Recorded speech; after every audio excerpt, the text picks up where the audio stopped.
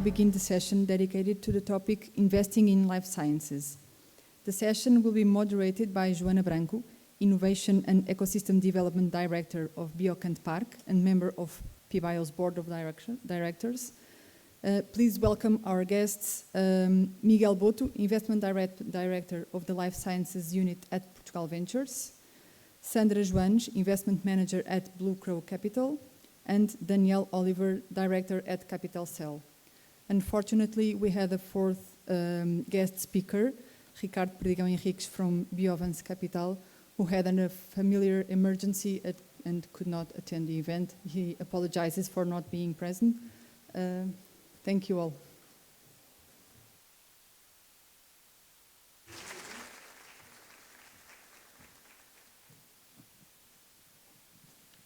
Good morning. Good morning, everyone.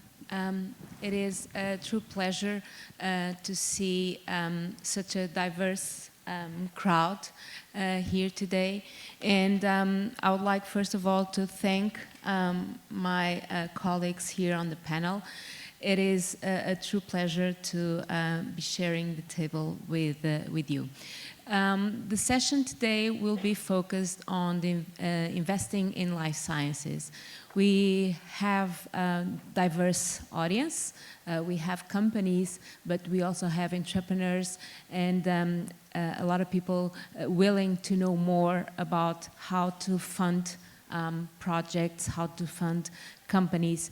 So the purpose here today is gonna be to have the vision from the investors to understand what are their focuses, but also what are the key challenges that they are facing when they're looking to the Portuguese projects, the Portuguese companies, but also what do they value the most. We'll be opening for questions throughout the conversation, so feel free to intervene. I would like to start by asking all of our members here in the panel to tell us more about who they are, what are their companies focusing on, and what do they value the most when looking at biotech companies. So we can start here with Miguel, with a short introduction about you and Portugal Ventures. Thank you, Joana, and thank you, PBio, for the invitation. Well, my background is in economics, but I have been working in private equity for more than 25 years. I believe I can say that I was almost at the starting point of private equity in Portugal. In fact, for all those years, I have been involved on a great number of projects, different projects in all sectors of the economy almost, and all the different stages of development of the companies. Then in the year 2012, Portugal Ventures was launched with a focus on venture capital, and at that moment I was asked to prepare a special business unit to invest in life sciences. That's what I have done since, and I'm in charge of that business unit since then. Regarding Portugal Ventures, Portugal Ventures, as most of you probably know, is a state-controlled company which resulted in the year 2012 from the merger of three private equity companies, all of them state-controlled. In that merger, at the same time, there was a refocusing from private equity to venture capital. Venture capital, we were probably the first company to introduce venture capital in Portugal. What we do when we talk about venture capital is invest in technical and science-based projects with a high potential in the global markets. That is what we have been doing since 2012. We invest mostly at the seed stage, and we invest alongside four verticals. We have four business units. one for therapeutics and health tech, which I represent here, then one for digital, one for engineering, and one for tourism. That is what we do, what we have been doing for these years. Your next question is, what do we look for when we scrutinize the projects we look at? So I'd say in this area, when we are speaking of therapeutics especially, but I'd say in life science in general, the first thing is to have a very interesting, very strong scientific solution. That is the base. Without that, I'd say there is no project in this area. And then the second point related to this one is IP. But it is useless to investors to try to move forward with whatever project if there is no IP defending it. I'd say this is the base for it. And then after that, it is extremely important to look at the roadmap. How clear is the plan for the company for next years? What are they willing to do? And, of course, what is the budget to execute this plan? So I'd say these are our main issues at which we look when we are analyzing the projects. Thank you, Miguel. So your first guidelines when looking at the project. Sandra, you're representing Blue Crow, so with a different perspective. Can you tell us more about you and Blue Crow, and what type of investments are you looking into, and what do you privilege the most when a new company knocks on your door? Okay, so good morning, everybody. Thank you, Joana. Thank you, Simão, for inviting me and Blue Crow. I am also I have a business background, so most of the things that you share with the public are very new to me, so I need to dig in and study a bit. My background is more in telecoms. That's what I studied. That's where I started my career. And then I moved into the capital markets, and I was an equity analyst, and later on equity sales. Then on a private, because of a private family thing, children came along, so I moved to Cape Town. And in Cape Town, I was doing just volunteer work with the underprivileged people that needed some guidance, some help.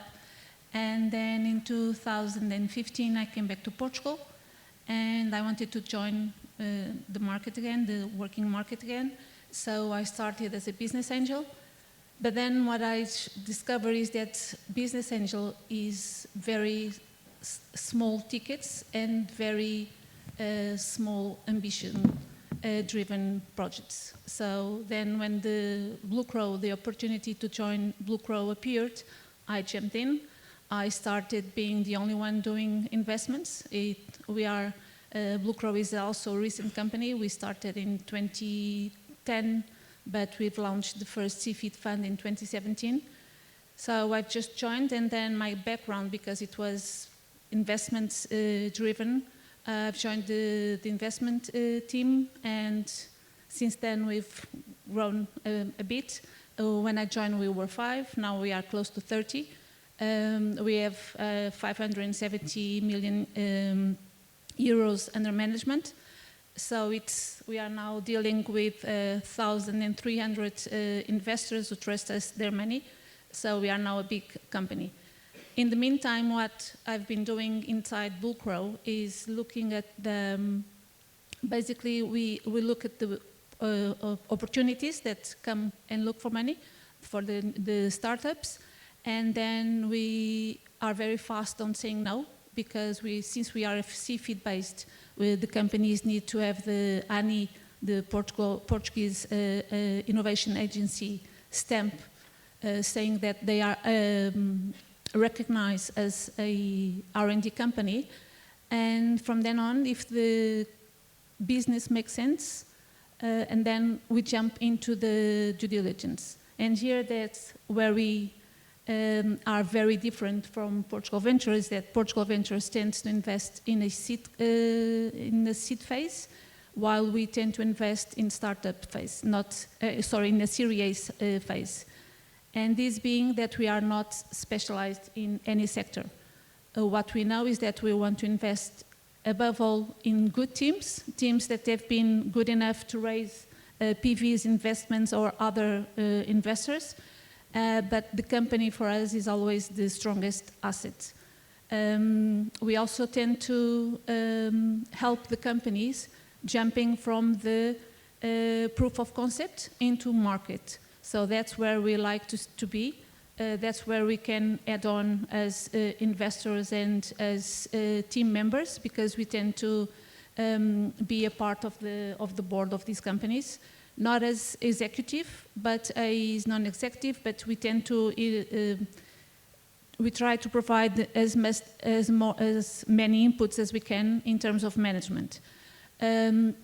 We are a kind of sector agnostic, but we try now to be present in the areas that we see the most potential, and where we see the most potential nowadays has been biotechnology is something that we see lots of potential, and there's something that we see many opportunities coming to us as well. And for us, it's a big challenge because the Portuguese environment is very strong, but then the world environment is stronger. So it's very difficult to place our companies in a worldwide scenario. Going back to Blue Crow, we have also non-CFID funds, but I don't deal with those. And we are sector agnostic, but the things that we want to promote above all is good projects that enhance Portuguese capacity to export, are able to fix people in interior areas and fix talent in interior areas. That's very important to us. And projects that are able to make Portugal somehow more autonomous in terms of feed, in terms of solutions for technical solutions, industrial solutions. So we want to promote Portugal as a whole, towards inside and towards outside. So basically that's us. Thank you so much, Sandra. So Danielle, welcome also to the panel. And I'm pretty sure that since you're representing a Barcelona-based company, it would be also very interesting to learn from you what is Capital Cell, what's your focus, and what's your mode of action, what you value the most, what type of companies are you most interested in looking at? Well, thanks a lot for inviting me. And although I didn't raise my hand, I'm one of these people who don't understand Portuguese, so I really appreciate that you're doing this whole thing in English for me. So thanks a lot for that. So my name is Daniel, I come from Barcelona. I'm a biologist, and back in 2015 I founded Capital Cell. And Capital Cell was a bit of an experiment back then. It is an investment crowdfunding platform specialized in biotechnology. And the invention came from a perception that I had when I was in the startup investment ecosystem, although not particularly in science. But as I watched more and more startups pitch, I could see that it was relatively easy to find money for a startup back in 2015, at least it was in Barcelona, for anything, Tinder for cats, bamboo sneakers, or whatever it was. You can find €500,000 pretty easily. But if you were developing a new molecule, that was incredibly difficult. So biotech companies were, I think, unfairly treated by investors. Despite, it is not so clear now, but back in 2015 it was super clear. Biotechnology was the most profitable investment sector in the world. The social impact of the kind of investment was super clear, and yet people preferred to make less money investing in things that were sometimes quite unclear. We created Capital Cell, and we didn't create a fund, and we didn't create a private equity firm, but we created a crowdfunding platform, thinking that everybody wanted to invest in biotechnology. Because, I mean, if you ask someone the question, would you like to make more money investing in curing cancer, or less money investing in, I don't know, tourist apartments? Well, I mean, normally people would prefer the first, but they know nothing about it. So generally, when you don't know nothing about something, you're not going to reach for your wallet and put large amounts of money, but you might put in small amounts of money. It's a bit like the lottery concept, right? If a lottery ticket costs €1, you buy it. If it costs $500,000, you don't. So we try to apply that to investment under the concept that it's easier to find 1,000 people who want to invest €1,000 than to find one who's willing to invest $1 million, which is actually the case in biotechnology. So the experiment worked super well, and it really started taking off in 2019 after a hard start. And right now, Capital Cell is the largest private investor biotech in Spain, which is obviously not California, but it is the 4th or 5th largest market in Europe. So the formula works really well. And so far we have invested a bit over €105 million, and exclusively in early stage biotech, medtech, and digital health startups. And the reason I'm here is that, well, a couple of years ago, the European Union decided to create a unified European legislation for what we do, which is called participative finance. Capital Cell can now operate in other countries outside of Spain, and we believe that our formula is going to be equally useful in every ecosystem in Europe. Because at the end of the day, biotech startups have this problem. It seems to be easier to raise 20 million than to raise $500,000. There are a number of large investors where early stage is really difficult for reasons that we might get into later, maybe. So here we are, just exploring whether what we do at Capital Cell can be useful for Portugal. And so to answer what the companies we're looking for, we're not really looking for companies. We generally have companies coming to us as being one of the very few companies that invest in early stage biotechnology.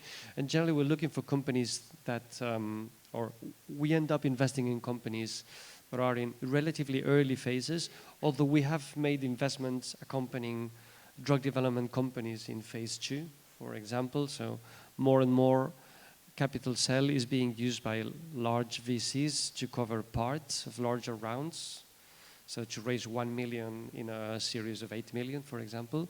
But generally, it's biotech, medtech, and health tech companies that have something that is fundable, that's looking for an amount generally between 200,000 and 2 million. And this is a particularity that you won't hear from other funds. We need the companies to be capable of communicating what they do properly to non-specialist investors, which is not evident in the scientific sector. But well, that's what we do. And just to give a bit of perspective, I'm also a partner at a traditional VC called Nara Capital, relatively small VC. We just finished raising, it's a 16 million, and we invest in the exact same type of companies, early stage, biotech and medtech mainly. So there. Thank you, Daniel. So I believe that we were able to put together a very diverse panel where you could actually see different perspectives and when looking at a scientific project. So we always tend, when a company is raising funds, to try to match and try to guess what the investors want. So I think that now is the time, and I think it would be very interesting for all of us here to really understand how do you see the ecosystem. What do you think that we are missing? We're seeing here some of you are more interested in very early stage projects, others with more mature ideas, and of course for each one of you, some things will be more relevant. And I think that's also a characteristic because you're looking at companies on different stages of development. And I think that's very interesting for all of us to have that perspective here.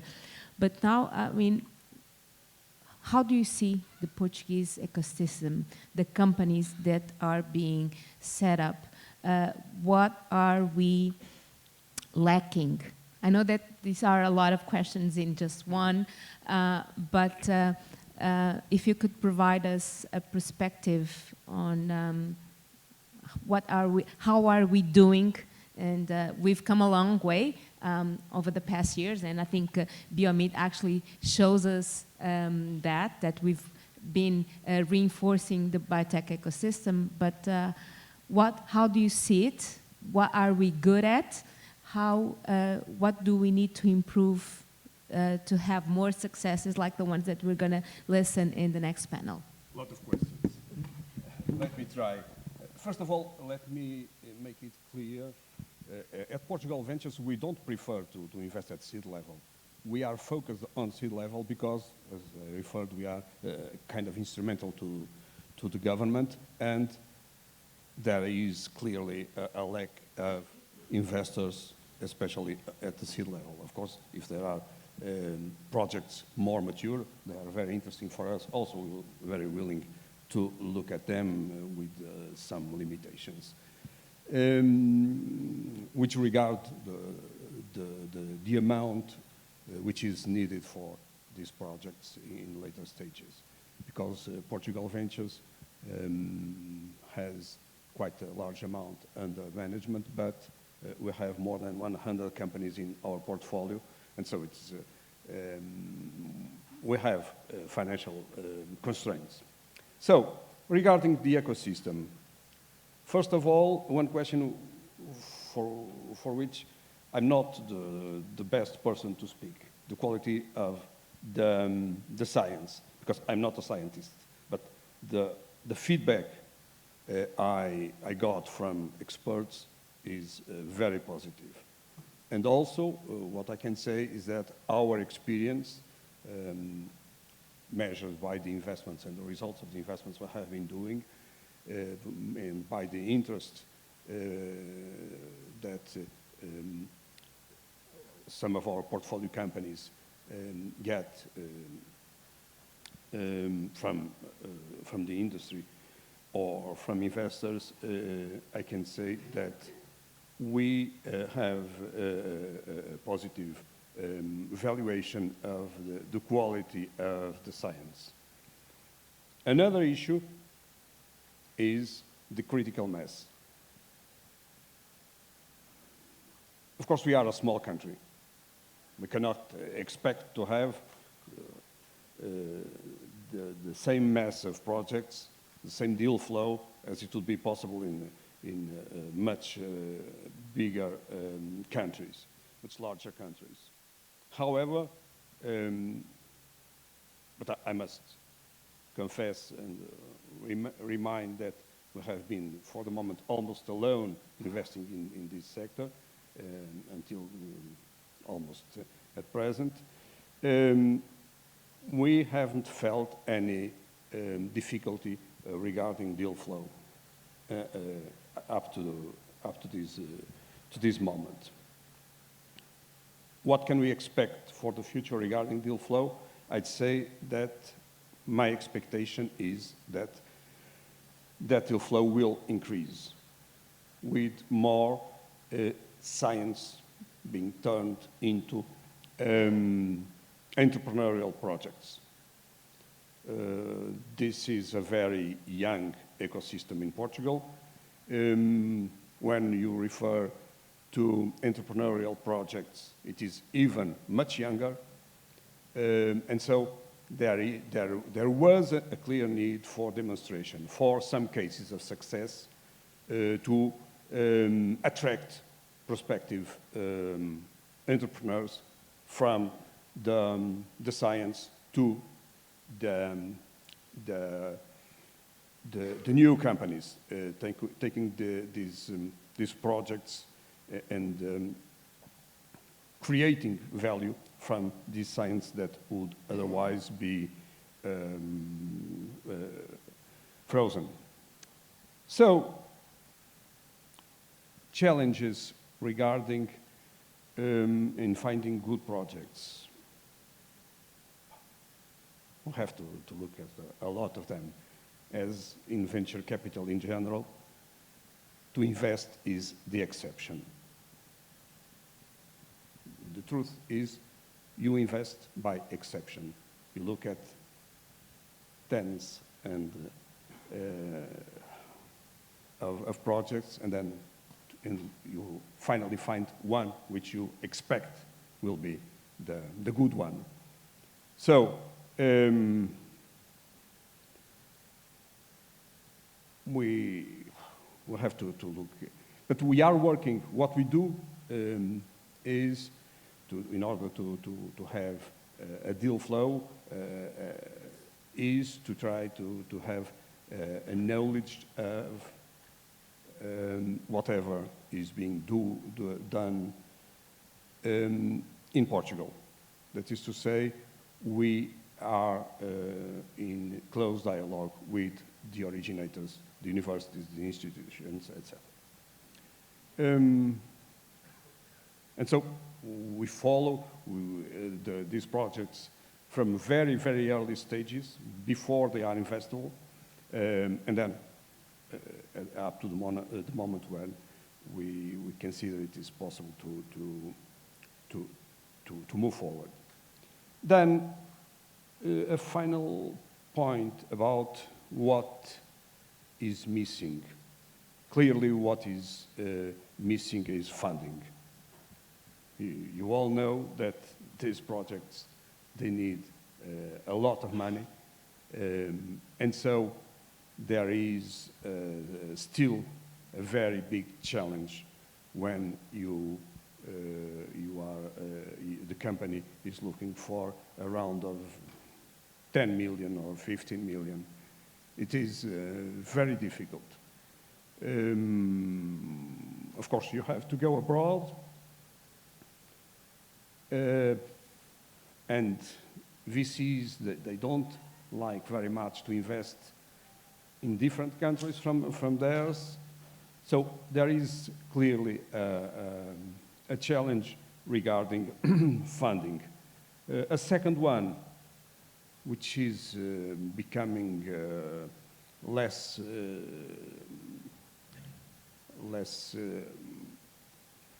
which we are, I believe, starting to overcome, is leadership. And the reason is very clear. The first projects in this sector, entrepreneurial projects, I mean, they were launched some 10 years ago or something like that. So most of the leaders of portfolio companies in this sector, they are on that role for the first time. And so if you, and sometimes even, I go to a university and I'm asked, we have here some very good ideas. What can we do with that? And I have to say, nothing. I can't help you. We don't invest in ideas. We have to need to have a project with someone to lead it. So there is an issue there. And also, I take the opportunity to refer this. I believe those 2 points are connected. Because, of course, the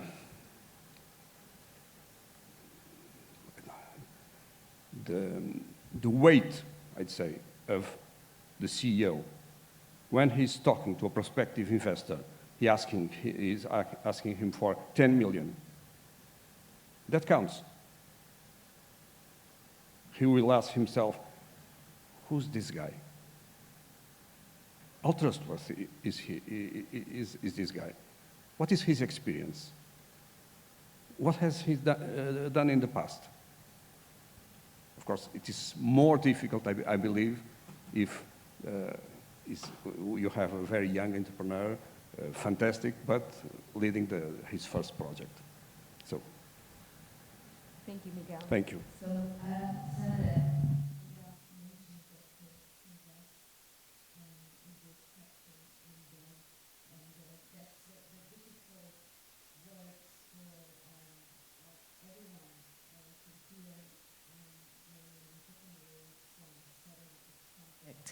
he sees it as the best thing in the world. But as Miguel pointed, most of the times we have good science, but we're lacking this professionalization and the experienced team that you very well highlighted in your first intervention. How do you and Blue Crows see the Portuguese ecosystem, how it has evolved? And Miguel is expecting a higher deal flow in the upcoming years, and I think that growing an ecosystem also brings that opportunity. How do you see the ecosystem, and what are your tips and suggestions for us to improve? Okay, so first of all, as Miguel, I see the Portuguese ecosystem booming. It's full of opportunities, but mainly full of ideas. We see and we receive many information regarding companies or group of friends that study together and they have this huge idea and they want to move forward with it, and they have no idea of what to do, where to go, how to execute. And that's a big issue. And the second issue for us is also valuation. Many people think that they have the best company and they are going to change the world, and because of that, they need to be highly paid.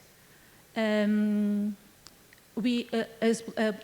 Blue Crow, when we see evaluation of a company starting at 10 million euros, and we see that the promoters, what they have done is just invest their time in it, for us, it can be worth 20 million later on, but the risk at this point in time is so high that we cannot enter in a company that sees itself as a company so profitable or so valuable without having done anything. So usually what we do is that we enter the company and we enter with low valuations, not that we disregard the promoters' work, but what we do is we tend to invest with minority stakes. So we help the company, and when it's time to sell or when the company is making good figures, the promoter at the end is the one gaining the most. We gain as well, but we want the promoter to gain the most. But to have that, we also always enter with lower valuations. We enter in Series A. Series A is that when the company is about to enter the market, and the valuation cannot be as high as the promoter thinks it should be, because the company is yet to prove that it can deal with the market. And again, we also face many issues regarding the teams, because the teams, scientific brains are amazing, are typically a tiny bit above all the rest, but then when it comes to science, to finance, I think finance is so simple for them that sometimes it becomes an issue. I'm saying this, I have two of my portfolio companies here looking at me, and both of the CEOs are looking at me like I'm saying something crazy, but that's the way I see it. And we've been talking about this many times, that science and finance cannot go along and do not go along. And the most efficient thing that a company must do is to find CFO. You can be the CEO, but you must find a CFO, somebody that is able to translate into the market, into new investors, into can read your competitors, somebody that thinks different than you and then lets you focus on your business. And your business is making science and making new products and making those products reach new audiences. So that's what we see in the ecosystem of the companies that we have already invested. Not just medtech and biotechnology, also in the industrial companies. Industrial companies also suffer from this problem. Going back to the Portuguese ecosystem, what we are seeing now is that the companies that come to us, typically they are getting more sophisticated in the sense that they come to us and they have already been to major funders like the EIC, or they've been going to ANI and they have all of these science grants.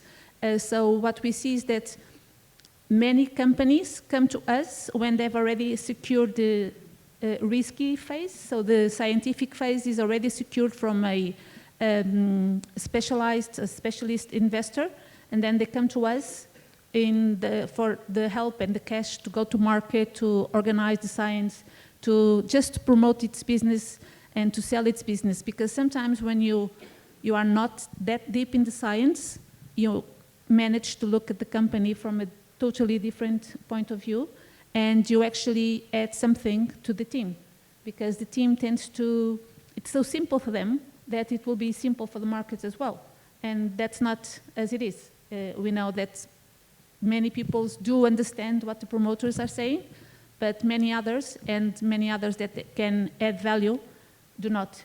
And that's what we try to do and help the companies with our pragmatism towards the way we look markets, because biotech market is a very specific market, but it's still a market that needs to be targeted and addressed like a regular market, just with a more specialized audience. So for us, it's also a big challenge. We are in our team, we don't have any scientists. What we have is a team of very curious people who are not afraid of asking dumb questions. That's what we do. We ask dumb questions to the promoters, so we tend to. And the thing that we are most proud of is not to do that dumb question twice. So we try to understand it the first time. Sometimes we need to ask twice because sometimes it gets really complicated, but that's what we try to do. Because if we understand, we can then translate it into easier ways for the audience to understand as well. And the ecosystem, that's what coming back to the ecosystem, I think that companies are getting more sophisticated, and also the academia environment with all the collabs is helping the companies to put ideas together and to address the investors in a more organized way, telling them that you cannot go there with just an idea. You need to get to know what you're doing, not in terms of scientific base, but where you are, where you want to be, and you know the way to get it there.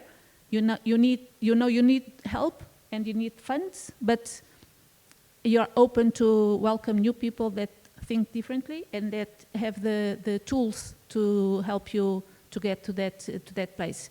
So I think people are getting more organized, but again, as Miguel was saying, there are many genius people in Portugal, but ideas are not business. You cannot always translate ideas into business. And biotech tends to be an expensive business, so we need to address it carefully.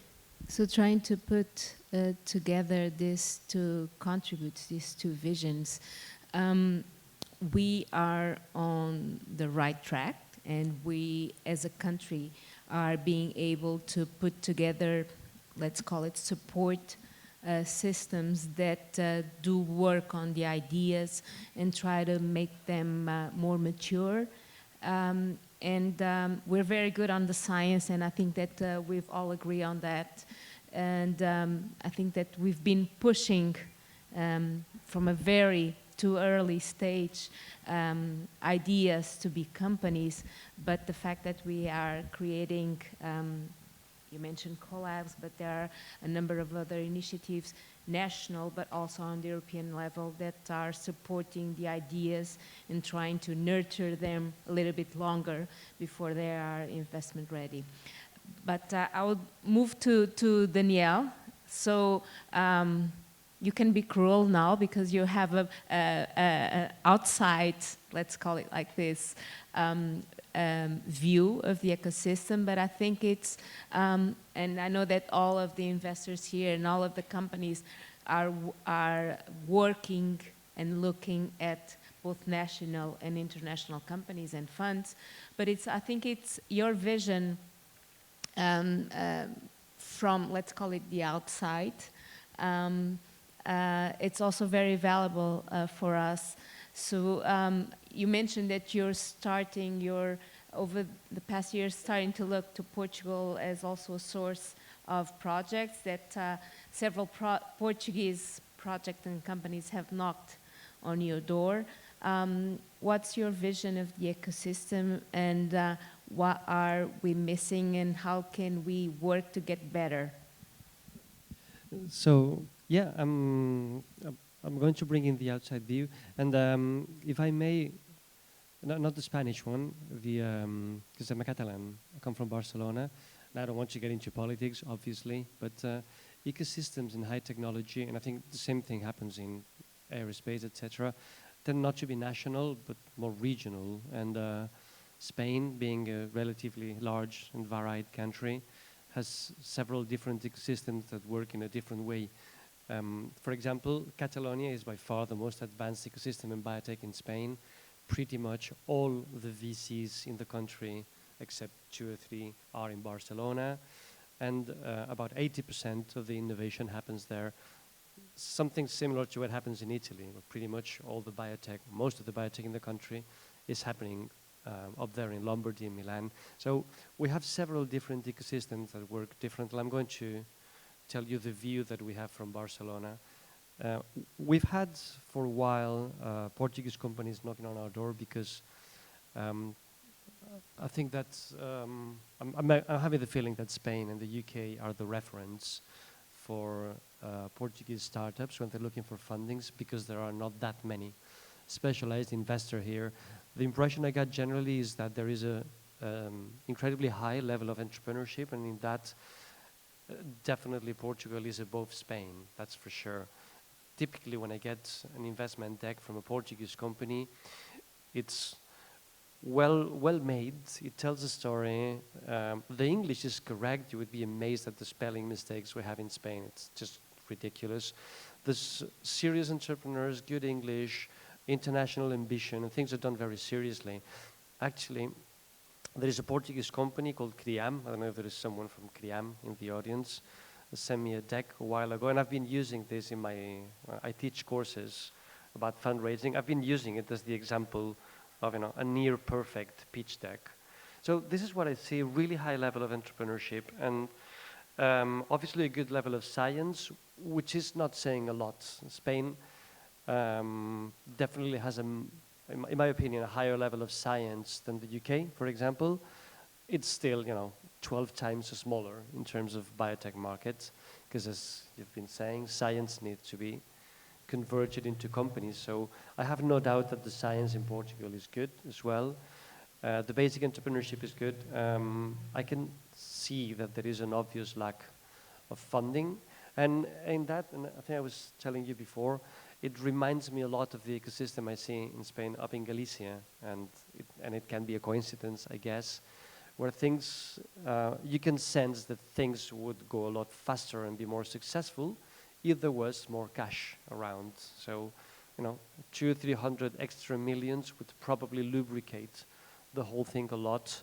And I'm afraid that is not something that's going to come tomorrow, because VCs generally follow talent. And what I've seen in Portugal also is very good entrepreneurship. But I'm afraid that, following what you were saying, ecosystems need not just entrepreneurs that are good and that speak good English and that are ambitious. You need talent at many levels, because a biotech project is, stupidly complicated. So you need to be around experts in regulatory, You need to be around experts in IP, in CMC, in logistics, in market access, etc., etc. And the thing is, if you're developing a company in Barcelona or in Basel, you have, you reach out and there are like 17 guys who, dropped out of pharma after 20 years of experience and are now freelancing, and you can get them as advisors like that. And probably that is not the case everywhere. It's probably not the case here, at least yet. There is a number of things that are factors of success for companies, investors, freelancers, etc., that typically come from success stories. If you look at mature ecosystems, and I think Barcelona is one, you can trace pretty much everything that there is to a primordial success. So the first fund that went well had a couple of exits. The guys in the companies that had exits created a fund and another 2 companies, etc. So it makes a bit like a tree that eventually gives you a very developed ecosystem. So what I always say is that this is a wheel that needs to spin a few times, and every time it spins and there is a success or a spectacular failure, because you also learn from those, you get more funds, more talent, more people, and these are typically local people.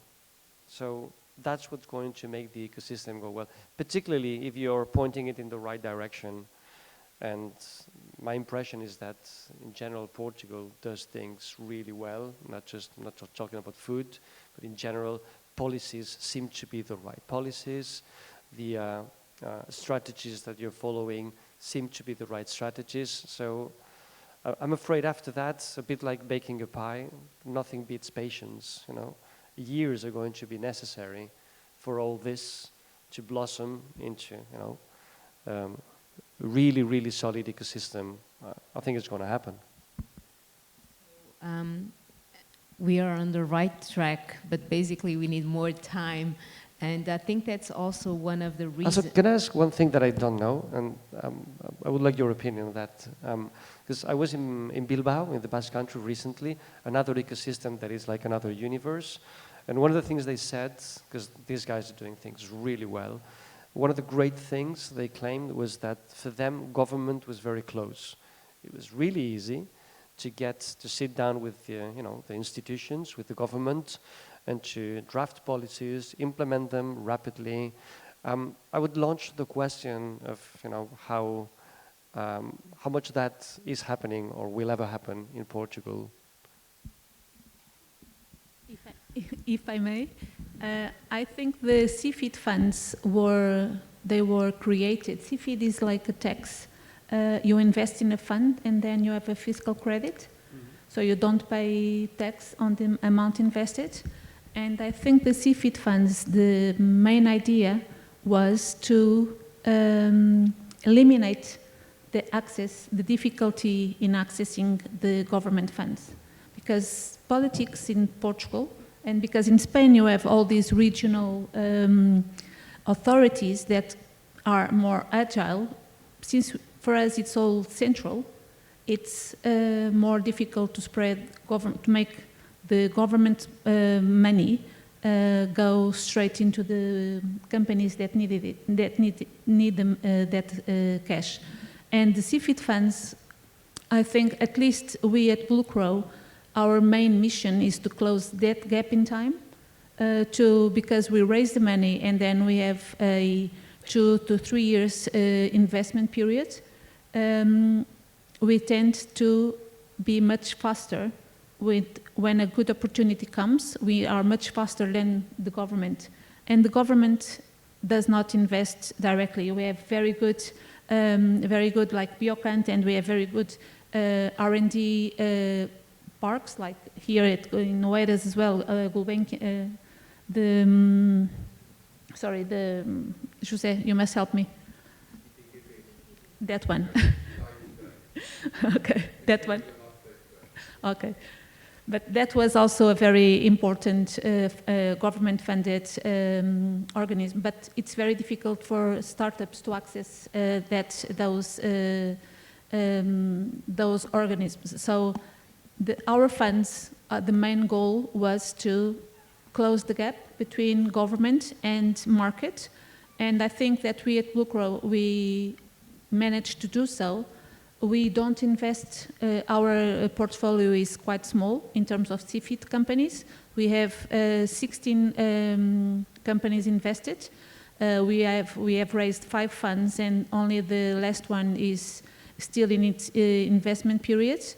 And we don't invest when somebody was saying about the 10 million. We do invest the 10 million if needed. Usually, if it's 10 million euros that the company needs, we tend to invest in 2 rounds. Or we tend to look for partners to diverse the risk and as well to add something new to the company.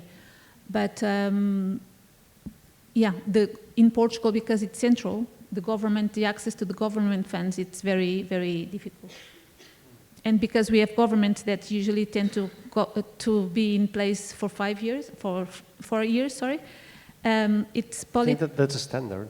I know, but it's always 4 years oriented. It's not a long period in time, so it changed a lot. No, it's not Tax Park that was created with a 100 years mission, so it's different. It moves a lot. Just a brief comment about that. First of all, we are very good at bureaucracy. Portugal is very strong. Yeah, but that's Southern Europe in general, I think. And bureaucracy is always bad, but for young companies, for the entrepreneurial system, it's catastrophic. That is true. So, another point. Companies and people in Portugal are addicted to grants. Okay. Grants are essential. They are very good at at the starting point of the development of science, but they are not a solution for the growth of companies. Not at all. And that is a big problem. Because, as I referred, the companies need guidance. You referred to that, and I fully agree with you. In fact, you need smart money. That is to say, good investors. I very often use this expression to entrepreneurs of our portfolio companies. Look for good investors, not money. You need to have investors who will help, who will understand the company, the project, and will help you make a success. It is extremely difficult to make a success, as you know.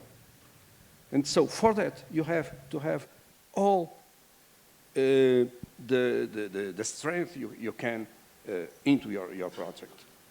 And grants don't do that. They are just money, and money that is not coming from investors or industry. That is money who is not coming for someone who really knows what you can use this technology for. Because the scientific perspective is different from the commercial perspective. I very often, that is another subject, you were referring the specificities of scientific entrepreneurs.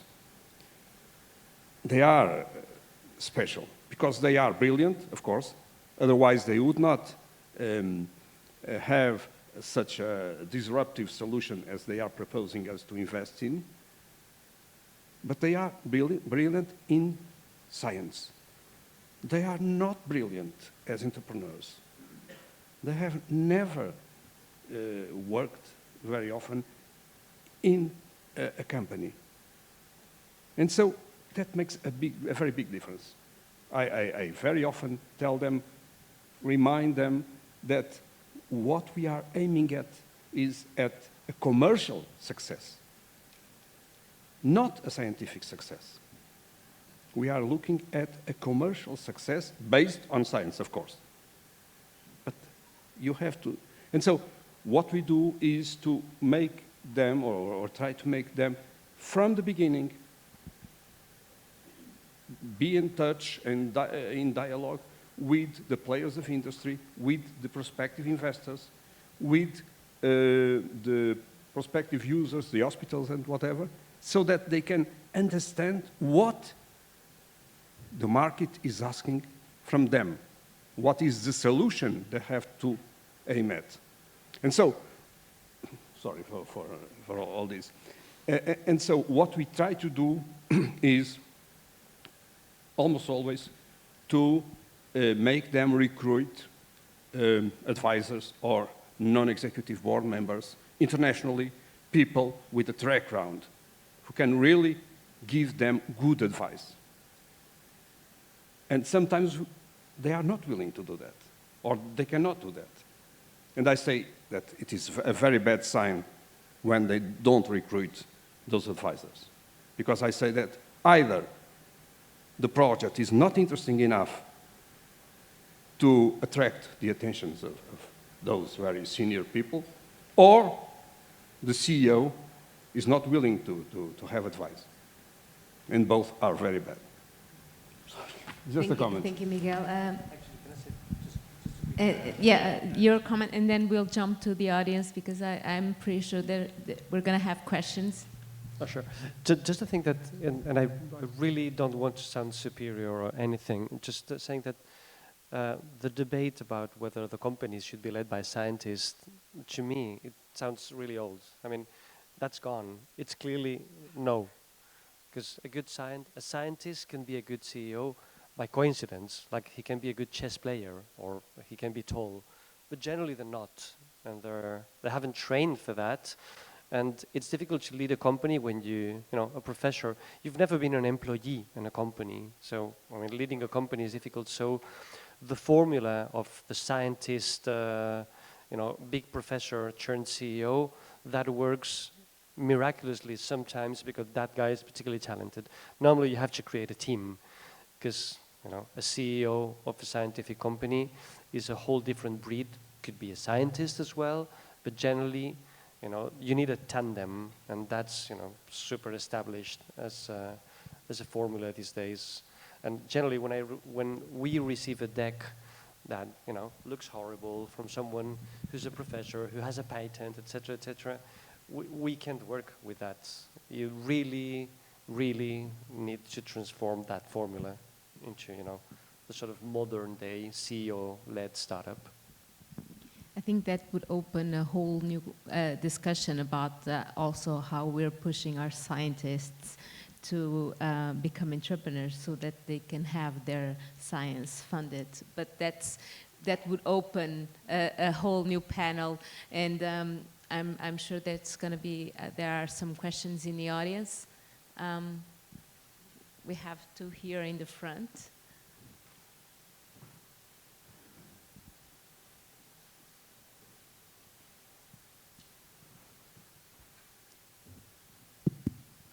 Thank you.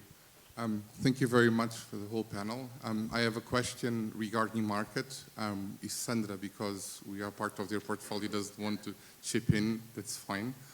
But it's about, as Miguel was saying, so my name is José Leal, I'm CEO of BIOMEET. It's a sort of medtech/biotech company working in diagnostics area. And one thing that is a challenge for all of us, particularly in very regulated markets, is gaining market traction. Now, the question I would like to learn from your experience, it's about the best way to do so, particularly from one specific question, which is the geographical scope. I know this comes in following the Draghi report that thinks that Europe is dying, but what we're seeing in our area is that Europe is not a single market, it's a very large collection of incredibly different markets. And so any effort in the European market tends to be wasted. That's our perception, because it's going to take forever to go into each specific one. And there are several markets out there. Obviously, the USA is the most obvious one, but there are multiple markets out there in which they're very large with unified regulatory and commercial logic. So from your experience managing or investing in companies that had success and those that didn't, do you see a difference in, say, success rate in companies that bet on Europe as a market versus those that bet in the US or other larger markets? Yeah, we can go.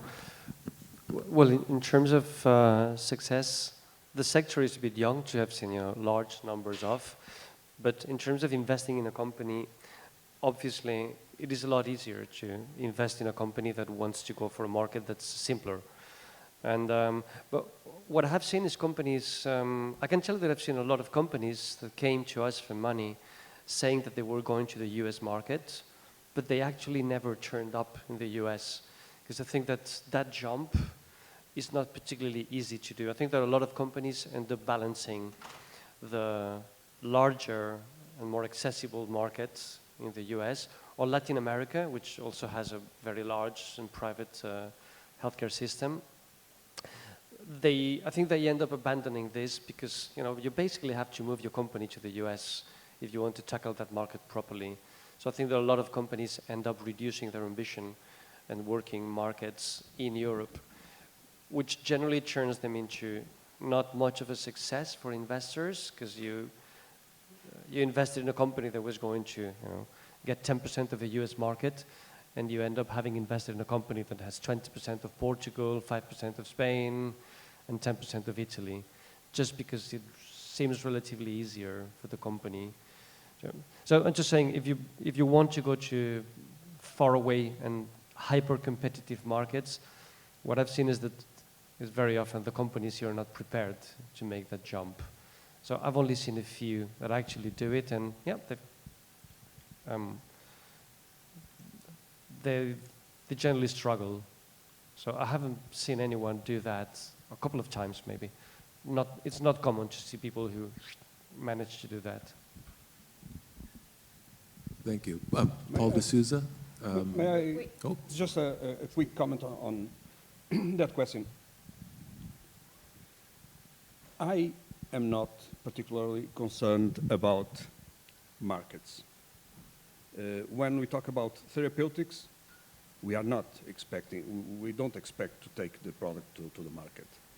What we expect is the company to develop it until a certain point and then to attract a player of the industry who will take it to the market after the subsequent phases of the development and a very large investment.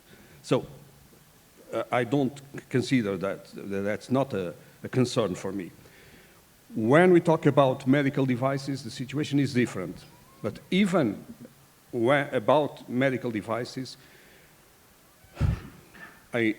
I think that generally the strategy should be to get some traction, of course, to sell or put in place, in use, some devices or whatever, in order to attract the players of the industry and then to sell. And the reason is quite simple. The companies should build their development based on the nuclear skills, the critical skills they have. And these companies, what they really have as critical skills is science, maybe regulatory skills, but certainly not sourcing or distribution. And so I don't believe it is a good solution in general, a good strategy. It is anyhow a difficult and expensive strategy to try to take the product to the market, to sell it themselves, because others are already in place. They have their network to sell and distribute. Why should you, with your small company starting from Portugal, replicate what others are already doing? So it is possible, but, and also there is a kind of trap there. Because if you have a medical device company and you are trying to sell it, whatever, in the United States, for instance, your partner there will ask you for some contractual commitments. And those commitments will limit your chances to sell the company as you want. Because, of course, Johnson J&J is not going to buy a company which is already partnering with Smith & Nephew. So, about markets. I don't know if... I'll Okay. abstain from. We have these discussions at board meetings, so. Okay, so we have our next question. Paul? Paul Souza, former academic and tech co-founder in the United Kingdom and in life sciences, stem cells. And here I'm trying to do that again in Portugal with colleagues. It takes many, they say it takes a village to raise a child. It takes a village to raise a biotech company, and that requires the ecosystem that exists now here after 25 years, which I'm very proud to see. It also takes a very strong team with diverse talents. That said, in my experience, when it comes to the money, I have encountered traditionally a very simple outlook. You are a service company, or you are a therapeutics company, or you're a med tech company.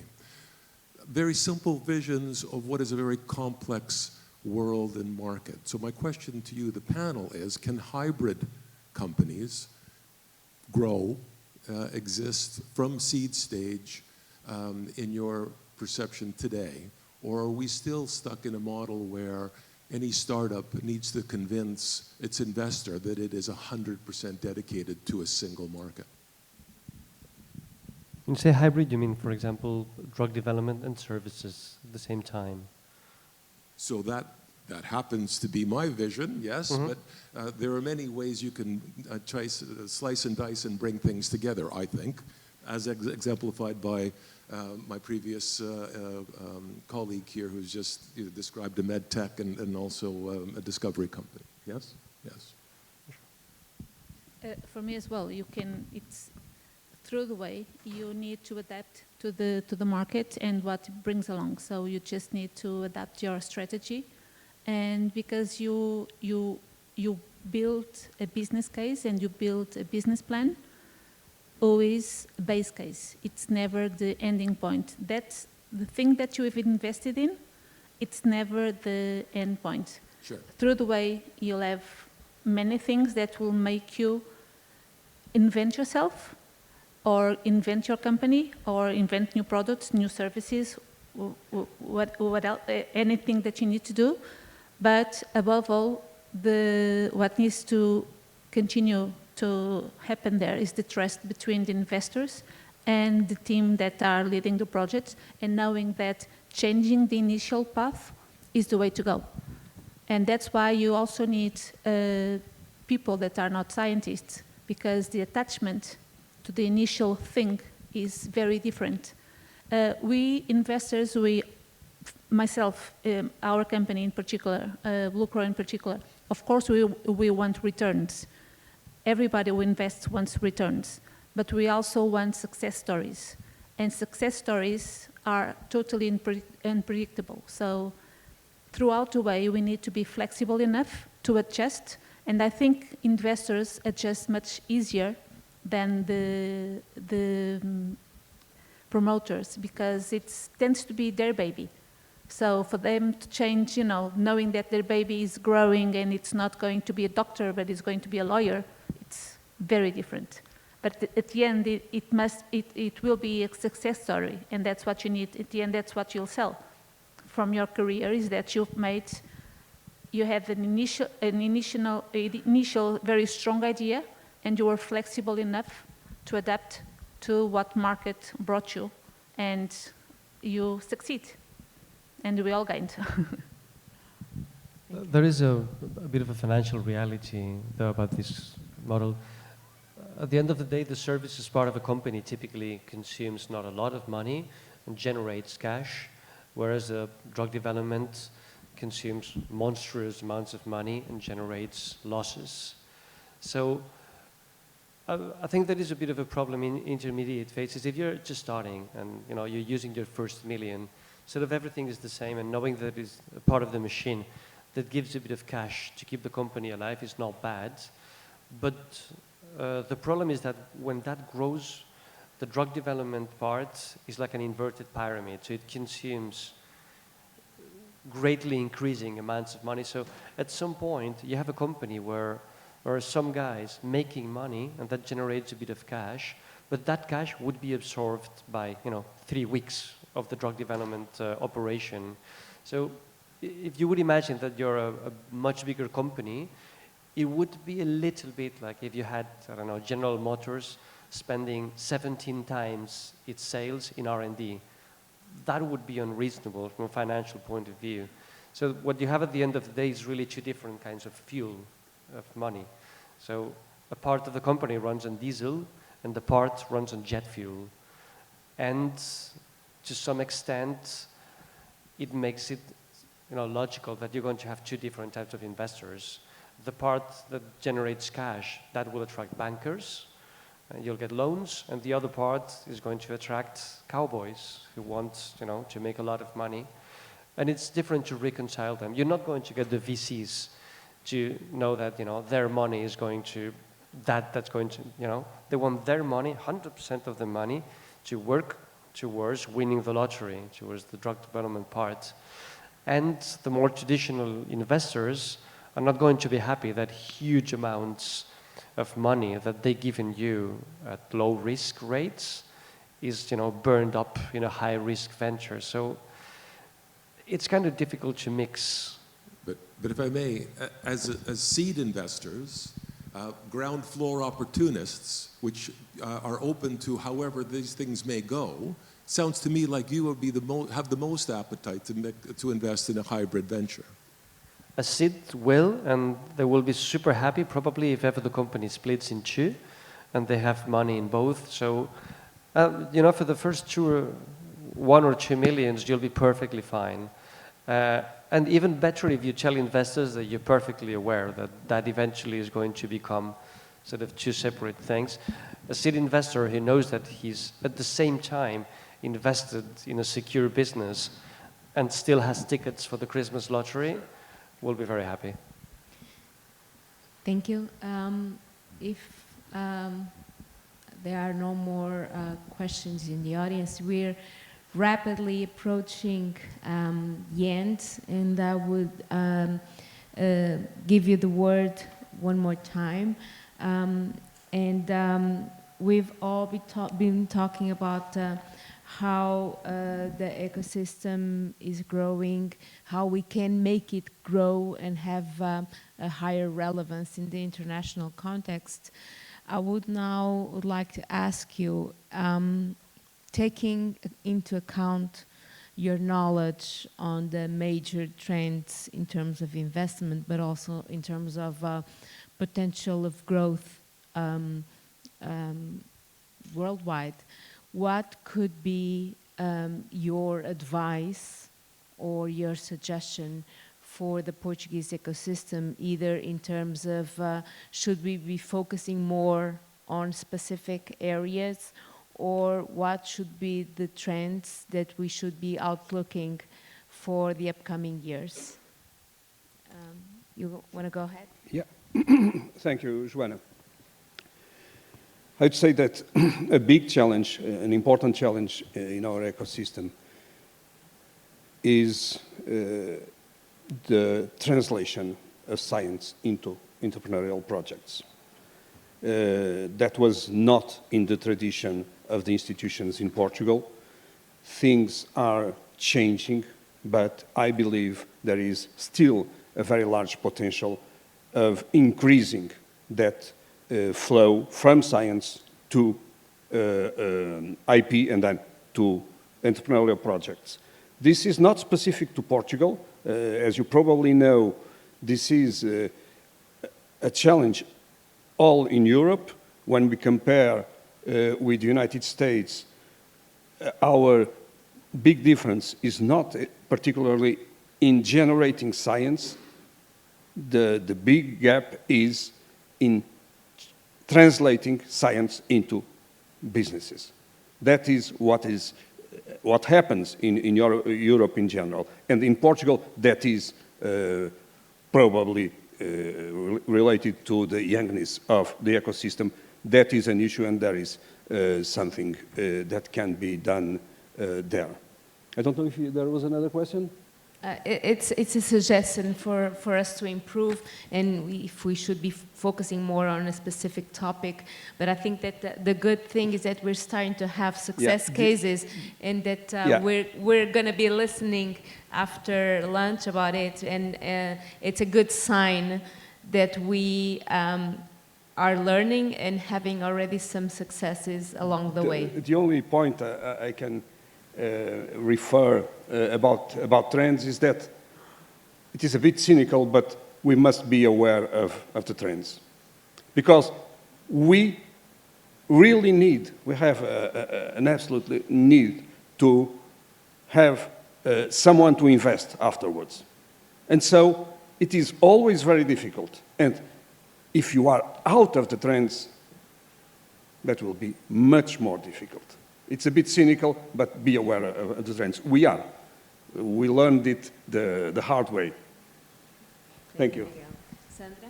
Well, in my opinion, setting the trend is the thing, but it's the hardest thing, and that's the thing that you probably will lose all your money.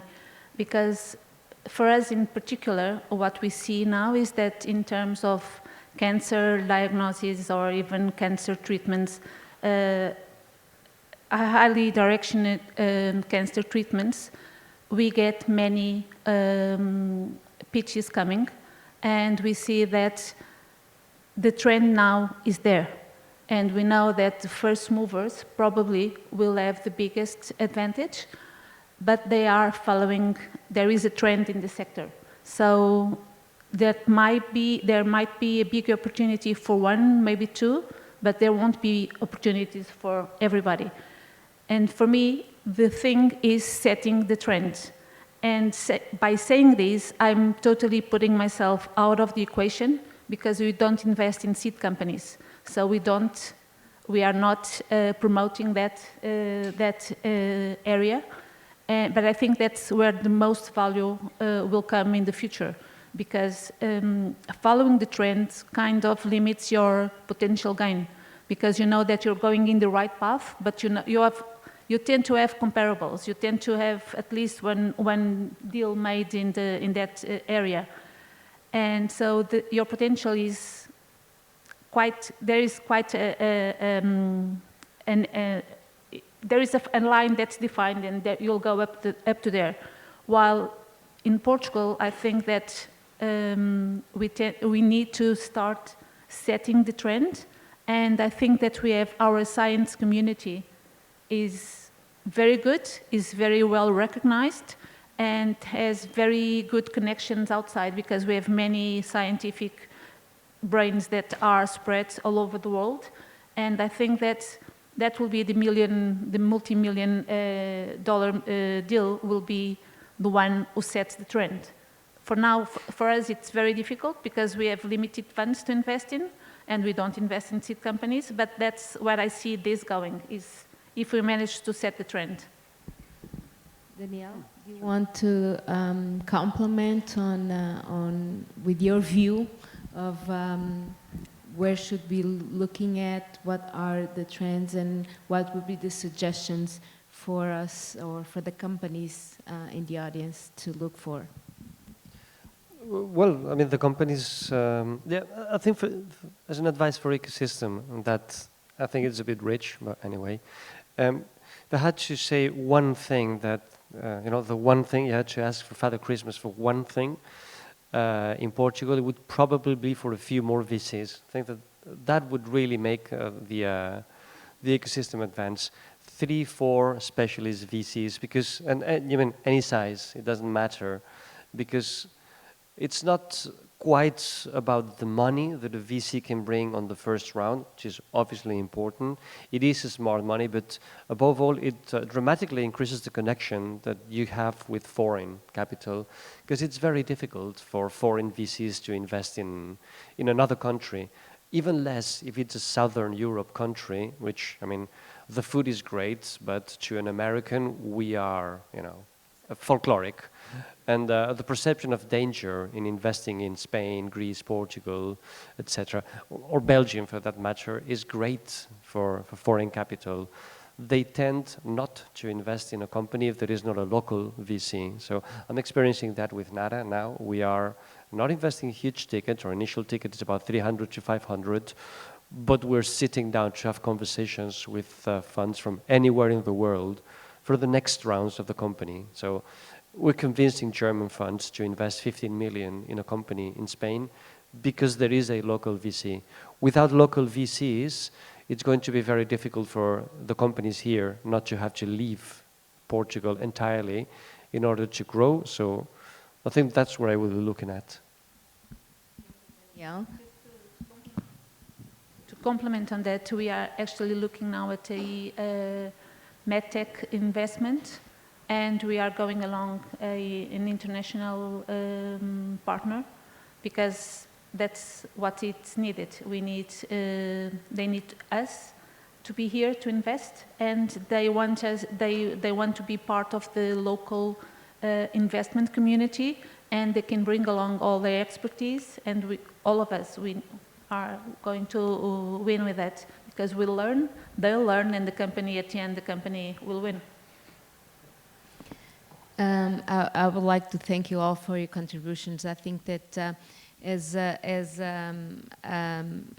sort of a conclusion, we reinforce the idea that we have good science, we have good projects, we have good tools, and fortunately we're starting to have some success stories and also entrepreneurs that are more experienced, that can bring added value for the ecosystem as a whole. Money is always a challenge for the entrepreneurs, but as we see also for the ones that are on this side and want to invest, so having this added visibility of the local ecosystem, maybe it's also going to help us to attract more investors that are willing to share the risk with the existing Portuguese investors.